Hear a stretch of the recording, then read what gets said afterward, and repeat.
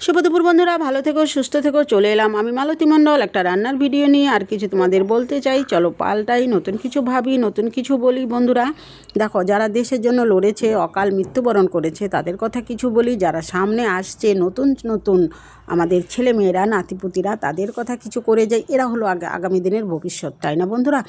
আমরা হয়তো শুরু করতে পারি, শেষটা পারি না। শেষের পাতাটা না হয় অন্য কেউ লিখবে। যারা সামনে আসছে ছোট্ট ছোট্ট ক্ষুদে শিশুরা, তারা না হয় শেষ করবে, তবে আমরা শুরু করি। চলে এসো, আমার হাতটি এগিয়ে এসে ধরো বন্ধুরা।